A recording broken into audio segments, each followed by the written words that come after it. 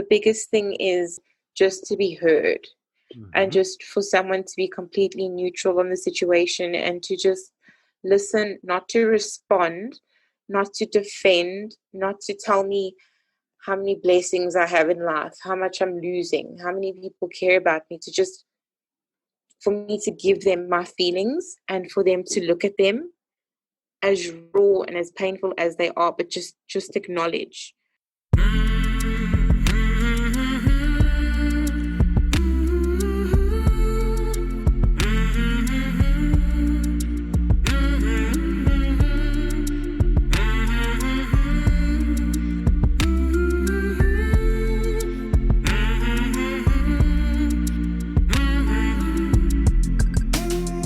Hey there, my name is Sean and this is Suicide Noted.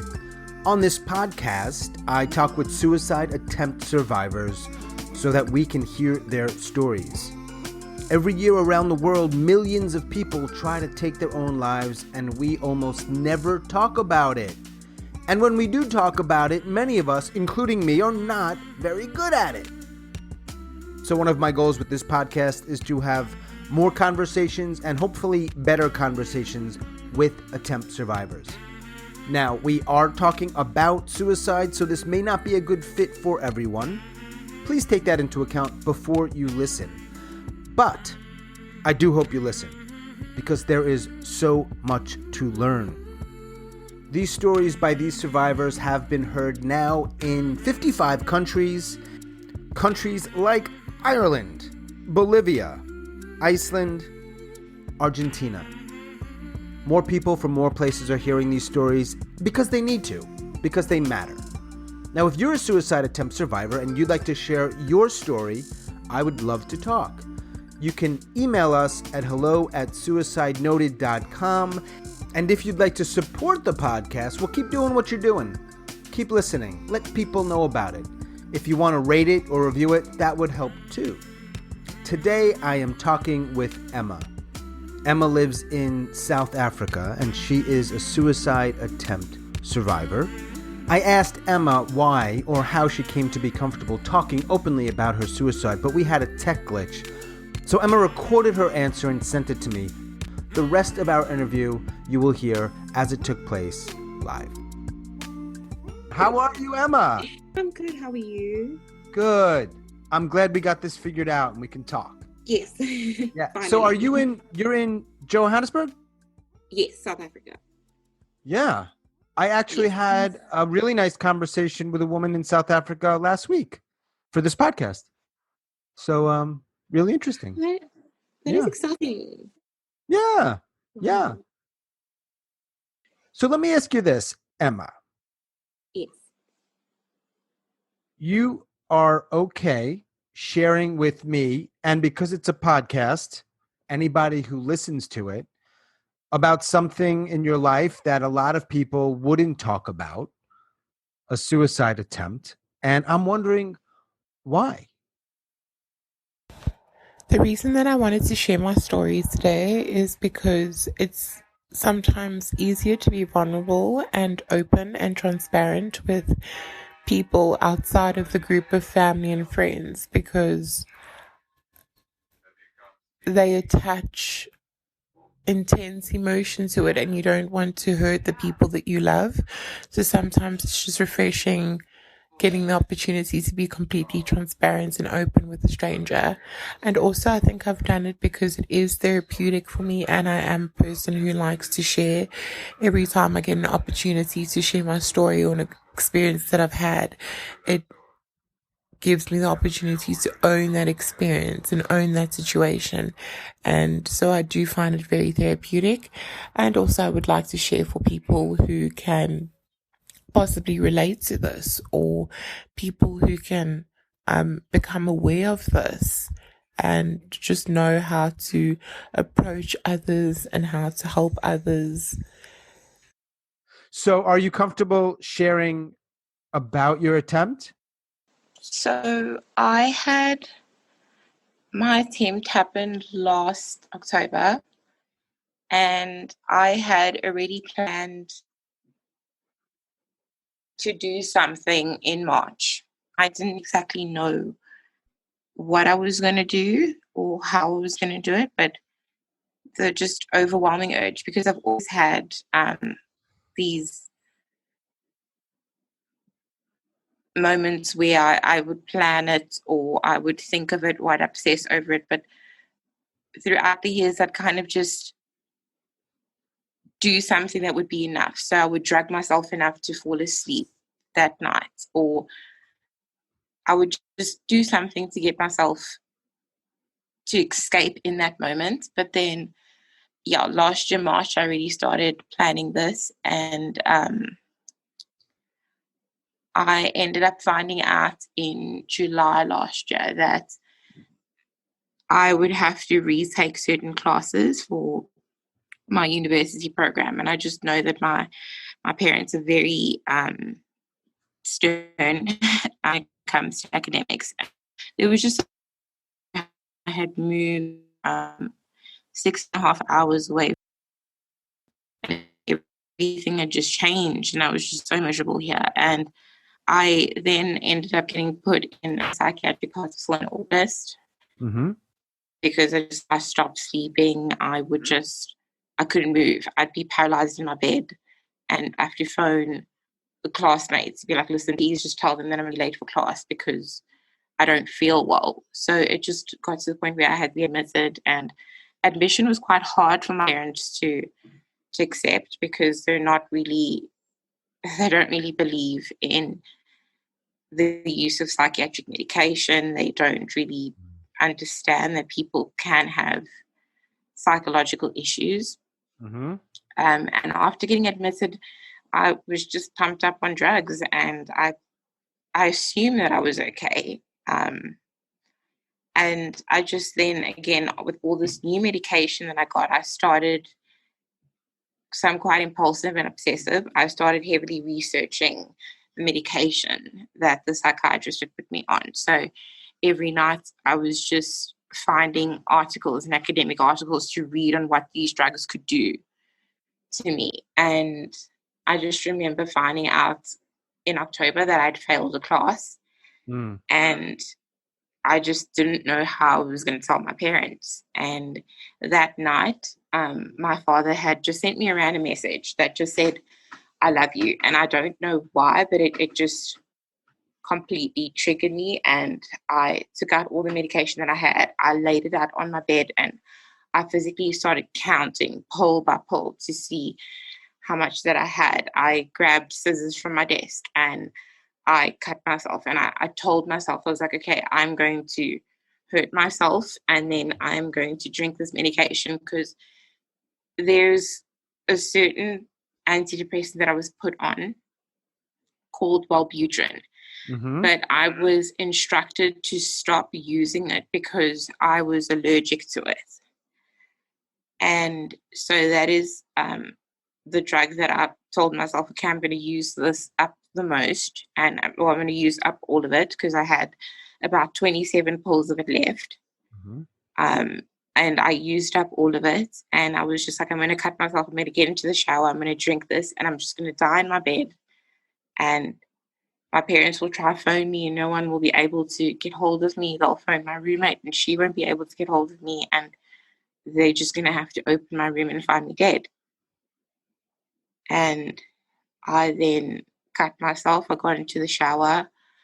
I drank the pills, and then there was just this immediate shock and fear.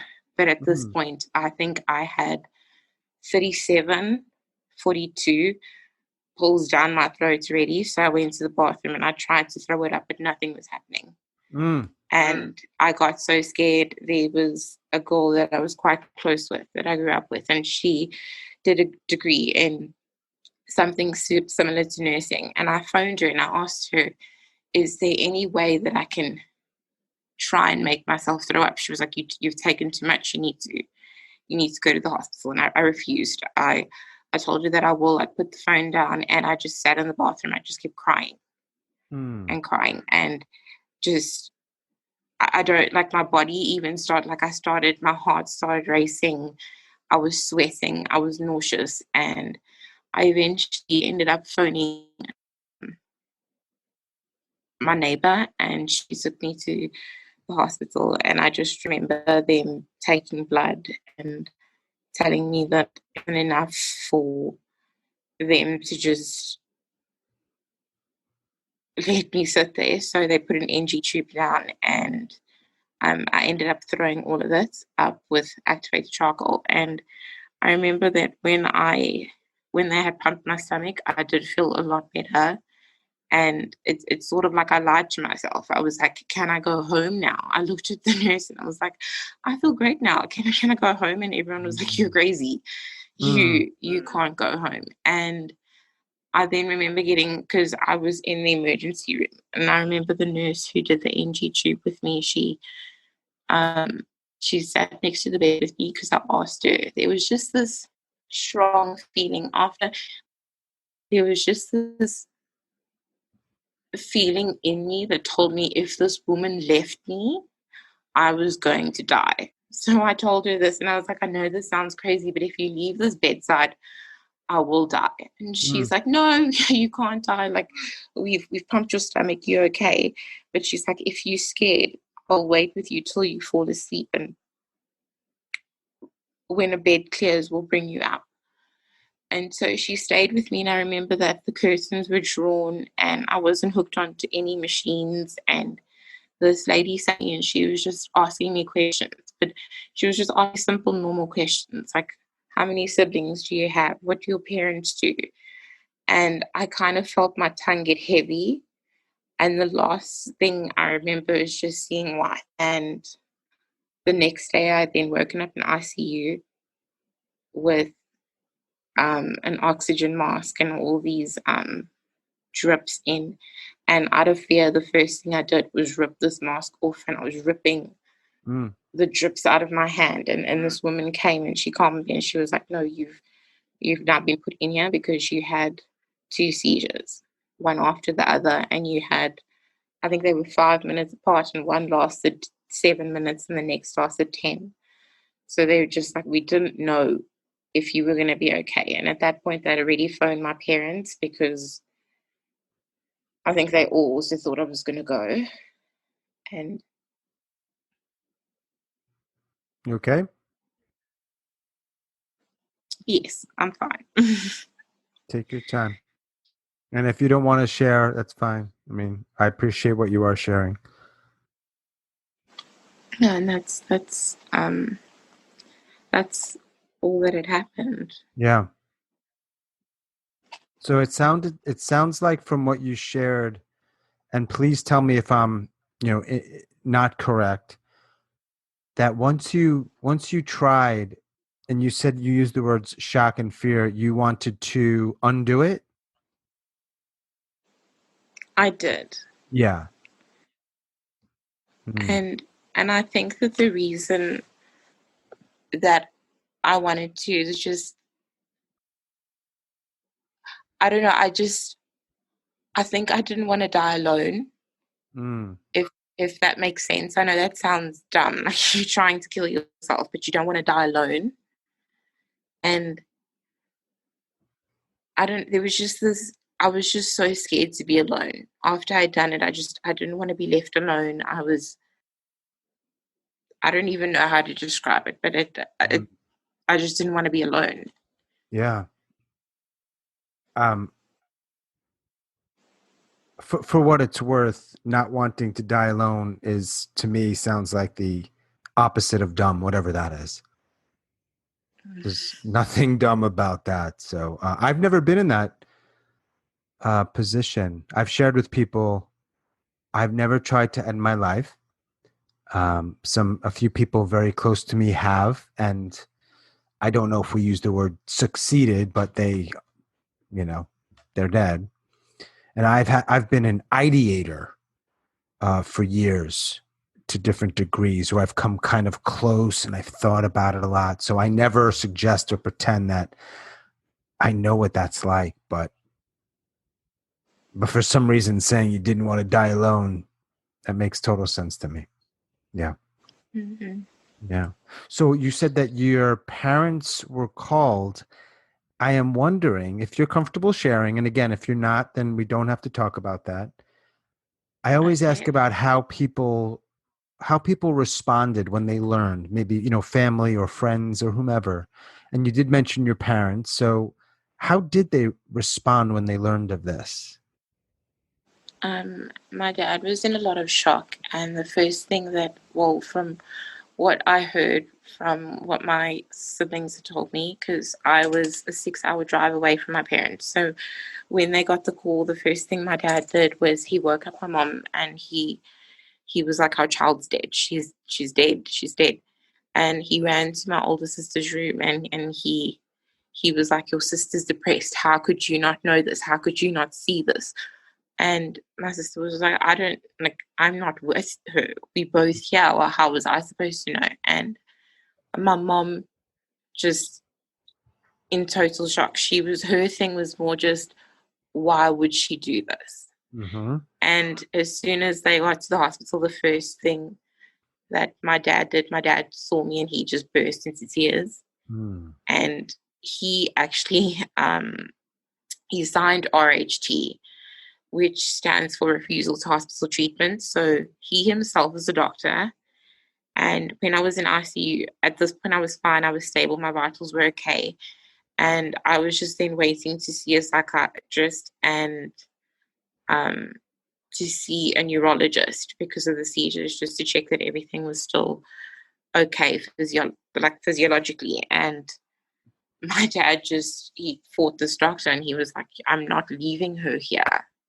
Mm. And so he physically carried me and drove me 6 hours back home after the attempt. Mm. He didn't say anything. He just took me out. And the January later, so he just waited for me to finish exams, and we ended up having this lunch where he took me out, and he was just saying that if I had died, that he wouldn't be able to carry on, and that my siblings and my mom would have lost a husband and a child. And there were certain friends who had called me selfish. Mm-hmm. There were certain people who looked at me and said, "I forgive you."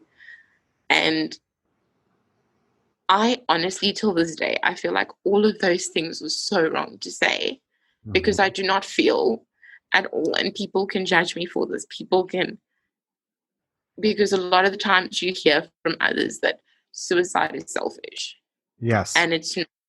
That's what I And for hear. I don't agree with it, but I hear that. Yes. that's the one statement you hear, is that suicide is so selfish. And for me, it was such a selfless act. It was something that I was doing for the first time that was not about how is this next person going to feel. Because what is selfish in me trying to end my life? Because then you are the selfish one. Because why do you want me around? It's to Yeah. please your emotions, to make sure that you are happy, to make sure that your life is great just because I'm a part of it. It's all about you. You don't really care that I'm hurting. You just want me to live with my hurt enough to just be around you. So Mm-hmm. who is selfish? Is it me? I don't think so. I think that's a great question and a fair question. Yeah. Yeah. Huh. And so was there anyone in your life that responded in a way that you felt was kind or loving or empathetic? I don't want to take away from all the people that did say something or planted a seed of, "Oh, I prayed for you. I'm glad you're okay." There were people who did, but honestly, I just don't feel, and even till today, I've not really. And this is also, if it answers the first question of why I'm sharing this, is just because I also think that the people in your life, just, they're so close to you, and they just think a certain way. And sometimes some people would be like, "I forgive you, but I'm glad you're here." So it's still like, "Oh, it's your fault." But hey, you're not dead, so thanks. Yeah. There wasn't really anyone that stood out or said anything that just completely touched me or changed there was no one. What about somebody who didn't necessarily say something, but didn't say any of those other things that, make people feel awful? Sat with you, maybe listened to you. And I'm not trying to blame or point fingers. I'm just trying to gauge, because I know one of the reasons I do this podcast is to, I don't know, make people more aware of the things that they do that can really be harmful, or make a problem. There's already a problem and you're not making it better. Unfortunately, in my case, if I'm completely honest, and Yeah. also because I grew up religiously and with Christian faith, there was a lot of this: Jesus is not happy, you need to pray this, but we prayed for you and you see Jesus went. None of it. I'm sorry, I can't really, and I do apologize if any friends or family hear this and they just think that I'm nasty, but it was all very kind. They used both sides of the coin. So they used a little bit of that, they guilted me and comforted me at the same time. Yeah. Yeah. You please don't feel any need to apologize, but if you feel like you must, yeah. What could someone have done or said that may have been helpful? Because I want people who hear this to know, they don't know Emma, right? They don't know you, but are there some things that are more likely to be helpful or useful or something that isn't harmful or damaging? And what would have been helpful for you and what might be helpful for others? As soon as someone says to you, because I got to a point where I would start speaking about myself in past tense. I would go, "Oh, I was a good person. I was," and some people would catch it. Some people would be like, "You were, but you are." And I think that just in those moments when someone is not giving you those hints, but then you can notice that something like that is happening, I think the best thing to do is, despite your beliefs and despite what you morally or in terms of your religion think is right, I think that you just need to get that person help. And if you don't have the capabilities, to just find resources. There are so many organizations that are free. I know that when I was 13, I was calling the UK brand Samaritans to cry over the phone for hours. There are so many organizations and things and people that you can reach out to that don't necessarily cost anything. And I think if you can just, whether you understand mental illness or not, if you can just get the person help, just stop. Don't be selfish. Don't put your beliefs, don't put your morals, don't insert your religion into the situation. Just get them help. That is a little ironic, isn't it? That people call suicide attempt survivors selfish, and yet maybe they're sometimes the selfish ones. No? Maybe? Yes. I think so. It must be very difficult for somebody to think, I'm going to get them help if they have certain beliefs around God. I'm not a believer, but I respect what anybody's beliefs. But if that is their belief, well, and prayer is what you do, for them, it's the right thing and it's sufficient, I would imagine, right? Yes, but one of the biggest things is recently, also in March this year, I got sick. And the first thing that my parents did, because it was physiological, we went to the hospital. Yep. We saw a gynecologist. We got diagnosed. I had an operation. I got put on medication. An easy solution, an easy fix. Right. When a woman 6.5 hours away who studied 12 years of her life and practiced for another 9 phones my parents and says, your child is depressed, your child is having a breakdown, she needs admission, then it's like, no, this is rubbish. Mm-hmm. This doesn't need help. This is rubbish. What is this? I think people choose. So is your God then only because I'm a Christian, I grew up in the church and I grew up in a Christian school, then is God only sufficient when it's anything else besides mental? And is that when we can use God and medicine together? And then when it becomes mental, do we only just rely on God? So is medication and admission that's not enough? Mm-hmm. It's a good question. What kind of support have you gotten since, I believe was it last October? Yes. So you had mentioned that you're seeing a therapist, or you had been seeing a therapist. Is that right? I'm currently still seeing her, yes. And is that helpful? I have actually just because of certain, like my parents aren't completely comfortable with the idea, and just because of this current coronavirus and lockdown, I haven't really been able to speak to her. She herself does not know any information about the suicide attempt. Wow. So Okay. when it happened in October, I had 2 sessions with her, and it was just because I was writing NJ exams. So she was just helping with stress in terms of university NJ exams. She wasn't helping for the attempt. And I've just not spoken to her about it. And I think that maybe in therapy, I've even held back a bit and I haven't really completely explored this or spoken about it. So I think it will definitely help once I speak about it more and engage with her in terms of this.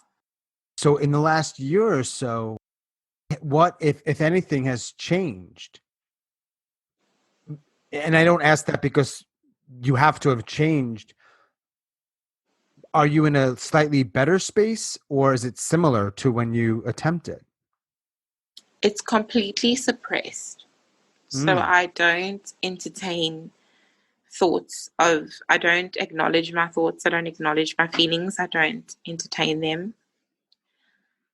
So there's unhealthy ways of coping. I know that there was just a lot of drinking in December and January, and it was just because I just didn't want to speak and I wasn't getting help. And I just remember just before Christmas crying to my mom and just asking her if I could get readmitted because I felt like I was going crazy again. But then since then, I've kind of just suppressed everything. So it's just, I've just put it in my head that I can't right now, that I just can't deal with emotions right now. So I just haven't really dealt with anything. Yeah. Doing what you got to do. Yes. So that means you're not on any kind of medication to feel a little bit better or reduce the negativity or whatever it is. I'm currently not on any psychiatric medication because of, again, beliefs. I was on antidepressants. My psychologist still thinks that I need therapy and medication at this point, but I just don't really have access to the drugs. So I'm not really on anything. I have a bit of like sleeping tablets and anxiety medication that are old prescriptions but it's like 3 pills left. And it's sort of like I save them for breakdowns. And how has the lockdown, which I don't know what it's like where you are, but I think it's somewhat similar in most parts of the world. We're mostly inside. We're restricted in where we can go and who we can see and how we can, engage. Has that made it additionally harder for you? In the beginning, yes. In the beginning, it was very hard emotionally. I felt as low. I even, when speaking to a friend that was close to me in the beginning of lockdown, I did say that I felt if not worse or the same, that I did just before getting put in the psychiatric hospital. I said that I was feeling that way, but as it went on, it got a bit better. And we don't know what's going to happen, obviously, right? I mean, none of us do. We really don't. So I think that's also quite scary. Yeah. Yeah. And where are you right now? You're with your family? No. So I have now moved back to my university, which is, again, the 6 hours away from family and friends. Oh, wow. And so you're in Johannesburg, but you're not from Johannesburg. I know. So I'm from Johannesburg, but study in a town called Bloemfontein. That's a great name. Bloemfontein? Yes, it's actually Afrikaans. That might be my favorite word. And I just heard it for the first time and I'm in love with it. Bloemfontein? Yes, Bloemfontein. Wow. What are you studying, Emma? Physiotherapy. Physical therapy? Yes. Cool. So what do you think? You're going to like this question, I think. What is one, or perhaps more than one, myth about any of this stuff? Suicide attempt, survivors. What's a myth that you want to just flat out say, nope, that's BS? I think definitely, as we've established, the selfishness is such a big thing for me. Is just don't call people selfish, because they're not. I saw it for myself personally. I saw it as the most selfish thing. And I think the second thing, that if it's a myth that I could bust, would be, because everybody now goes, you look good, you're okay, you look good, you're okay. And I think that it's also not okay to sort of force that on the person, to be like, okay, you've tried, you've not succeeded, so you're fine now, you over it, you've kind of gotten it out of your system. Mm-hmm. And I just don't, that's not true. You can't just force people okay after it's happened. Of course. Do you have any idea? I'm going to ask you to play, I don't know, sociologist, psychologist. Do you have any idea why people do that? Why they say things like, well, you look okay, you must be okay, as opposed to, how are you doing? And really, letting them share how they're really. Any idea why this? Because it happens a lot here too. It's probably everywhere. I think it's more for family and friends, or people that knew you, to find comfort in sort of, it's sort of, because a lot of people have always asked me to promise them. My dad sat next to me and he was like, you promise me you're not doing this again. Friends have said, promise me you're not doing this again. And I think it's more of a comfort thing for family and friends to sort of reassure themselves and find some sort of comfort that, okay, this person is okay. They're not going to do this again. They are fine. And instead of asking, I think for them, the fear of hearing, oh, I'm not okay, I think it would be too much for them to handle. So I think that they just shove it onto you. And I don't think that they mean to do it. I think it's just also a thing for, like, a traumatic reflex for them, where they're just like, I can't go through this again. So you fine, you okay, it's out of the system. The wheel keeps turning. When I started this podcast, I thought the main thing was, if there are people out there in some kind of pain, despair, maybe they'll feel a little less alone. And I still think that's one of my main reasons to do it. But as I've done it more, I think the equally important reason is some of the stuff we've talked about, which is more directed at people who are in positions of, support, family, friends. You're getting it mostly wrong. Listen, please, to what Emma and other people are saying, because I think it's so. Does that make sense?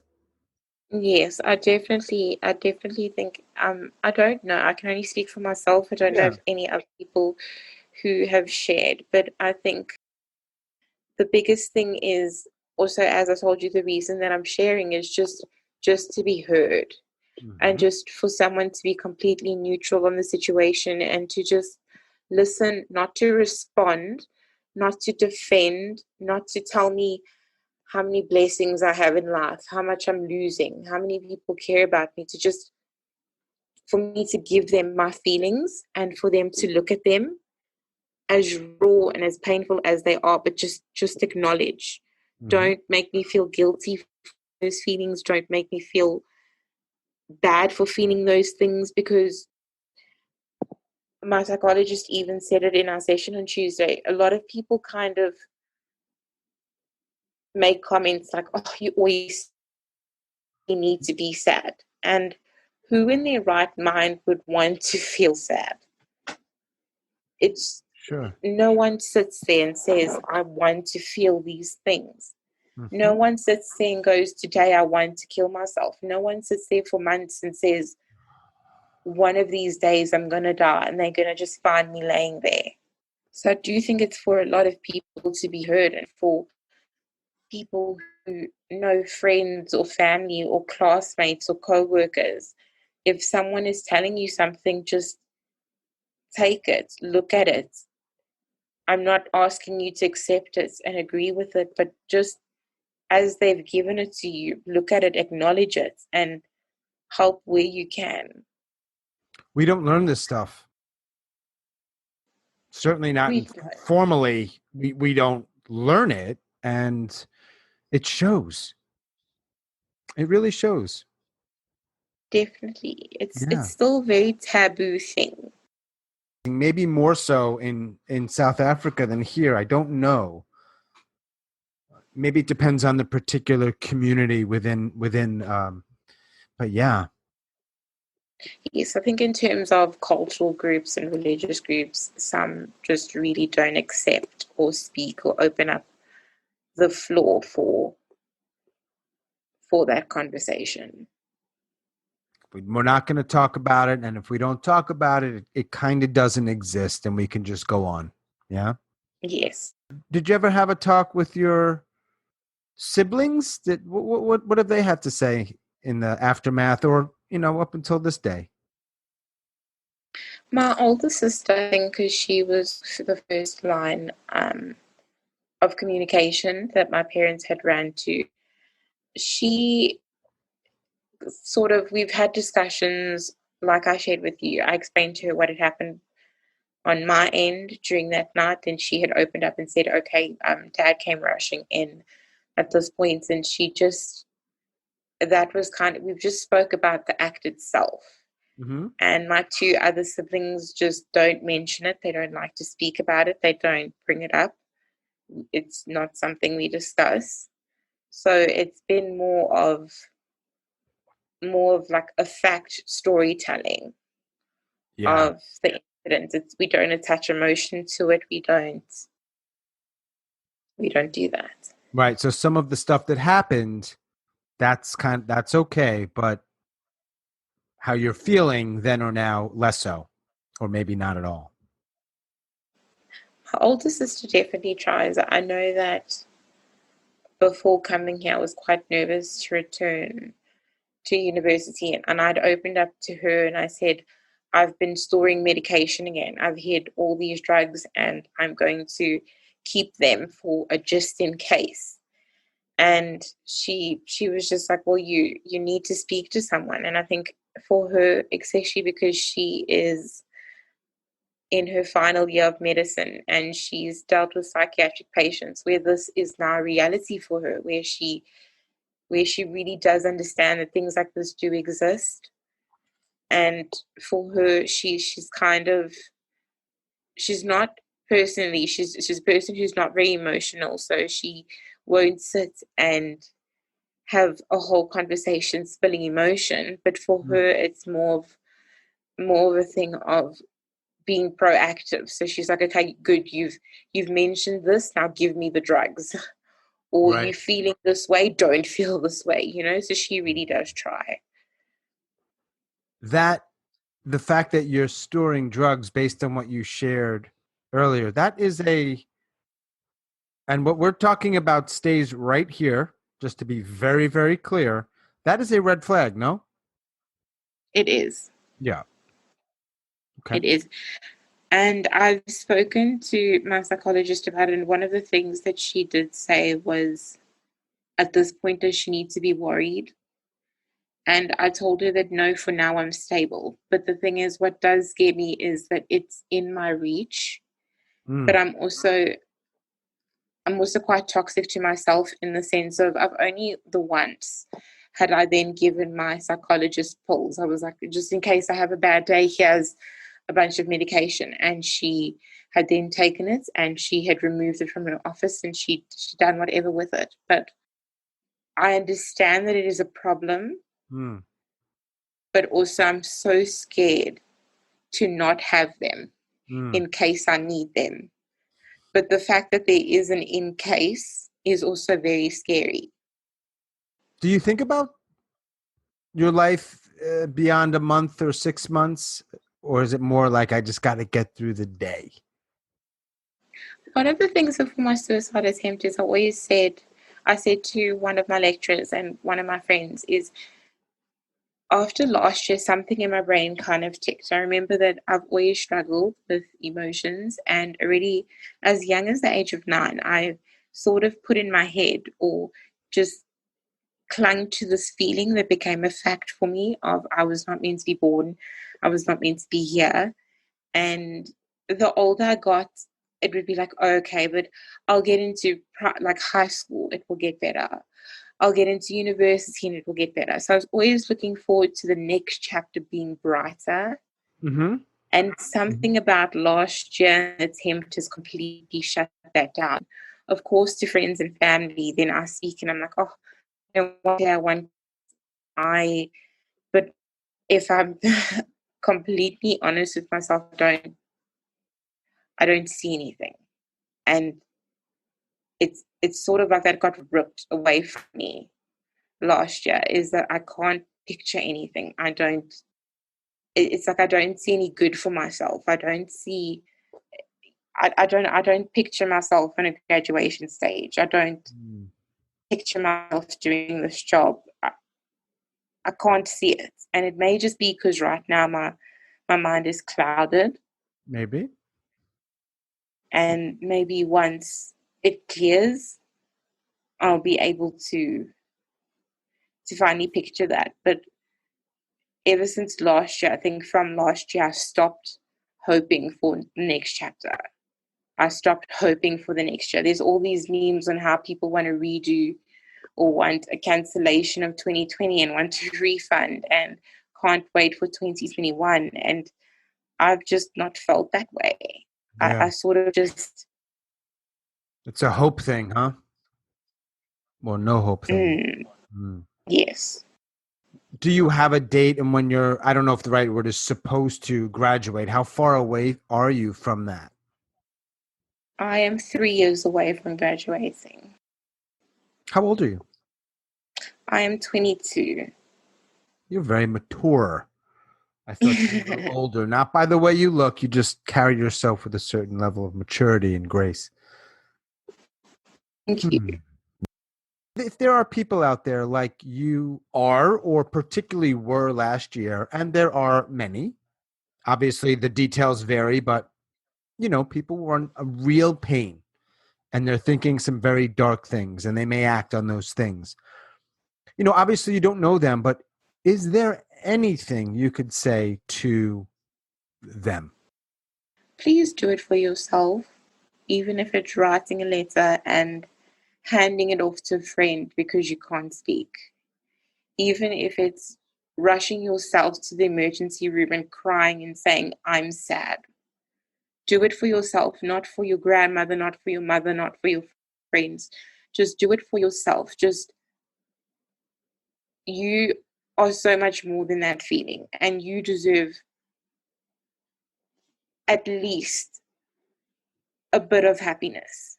Not even a bit. You deserve bucket loads of happiness. And I think just get help for you.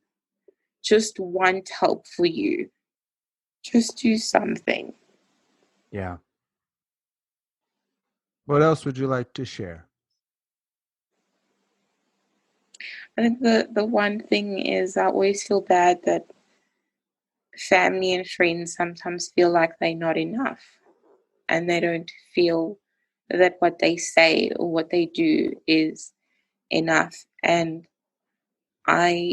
if I could tell any of my friends or family that would listen to this, or if I could speak for some other people who maybe feel the same, is it's not your fault. You are not enough. What you say is not enough. It is not because of you that my laundry will pile up to the ceiling, or that I can't get out of bed, or that I can't bath myself, or I can't make myself food. It's not because of you that my groceries rot in my fridge. It's not because of you that I'm constantly sad. It is not because of you.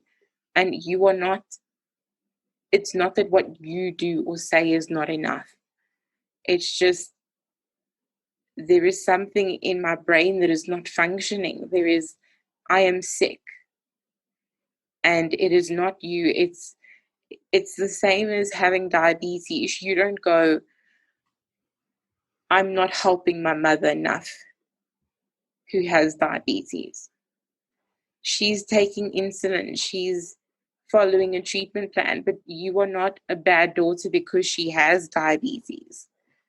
And I just think that that's what I would want family and friends to know, is that it's not that you are not enough. It's not that you are not doing enough. It's not that I'm not grateful. It's not that I do not want to stop because I do not feel cared for. Sounds like you've thought about that a little bit. Yes. Me too. I love it. You're more eloquent than I am. So you summed it up beautifully. What do you do for fun? What do you do for fun? I really enjoy writing. I enjoy writing, and I'm not quite of an artist, but I've recently got into painting and coloring in, and I really love reading books. My favorite author is Rainbow Rowell. And those are just a few things that I like to do. Yeah. I like to say where you are, but I forgot the name of the town. I just know I love the way. Say it again for me, please. Bloemfontein. What an I'm going to Google that right when we're done. I want to learn about this place. I want to check out the spelling. I have to say that it is always it just astounds me that people agree to come on this podcast and share so openly like you have, and honestly and courageously. I don't think I could do it. So I'm always like, wow, and thank you. And it's amazing, really. I just wanted to say thank you for giving people this platform. I think it's very empowering to own your story and to speak and share. And just thank you for opening up this space and making it safe and giving people and myself that opportunity to be able to share. And I think a lot of people look for this, because even if I particularly don't want my friends or family to ever find out about this, but I really wanted to share, you've given me this space where I've been able to vocalize all that I feel, and it has been therapeutic. So it's not all bottled up now. Some of it is out in the open. So I've released a bit of that tension. I've released a bit of that fear. I've released it now. So I just wanted to say thank you for this space. Thank you for opening up this space for plenty others. And just thank you. You are absolutely welcome. And it is an honor to do it. And it's a pleasure to do it. You know, I say to everybody, I wish I didn't have to have a podcast like this because there wasn't a problem like this. But there is. And so if there's a little bit I can do, I'll do it. You know, I'll do it. Yes. This is a great, and I think it's a huge thing that you're doing. I appreciate that. It's really tricky because you're all the way over there and I'm all the way over here, and we have this talk for an hour and you're sharing these things, And even though I can't do anything, I want to just at least ask, once we get off this, do you feel okay? Because I know sharing stuff can sometimes feel very awkward or weird or uncomfortable after. So are you feeling okay? Yes, even after doing the poetic thing, I feel that, because I feel like I've been heard, and I've been heard without judgments, and I feel safe, and I feel that I've had the opportunity to be completely honest, then I'm at ease. It's only when I share something and I'm not really sure how the person is receiving me or what they're thinking, I think then that causes anxiety for me. But you were very receptive in such a nice way. So I think that I know for a fact that I'm okay. Okay. Yes. Good. All right. Well, Emma, thank you once again. I have no doubt that people that hear this will be better for it. And, you may never get to know, you may not ever get a message from somebody specifically saying that was a great thing you said. You may, but there are people out there that will hear this and benefit from it. So thank you. Yes. Thank you so much for the opportunity to share. Yeah. All right, Emma. All right. Have a good day. I hope you hang in as best you can, and school goes well, and you get through this damn COVID thing.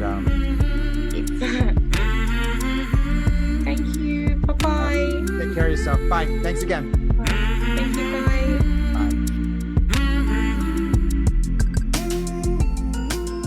Bye. As always, thank you so much for listening. I appreciate your support. And special thanks to Emma in South Africa. If you are a suicide attempt survivor and would like to share your story, I would love to talk. hello@suicidenoted.com. Stay tuned for new episodes Mondays and Thursdays. Until we connect again, stay strong, do the very best you can.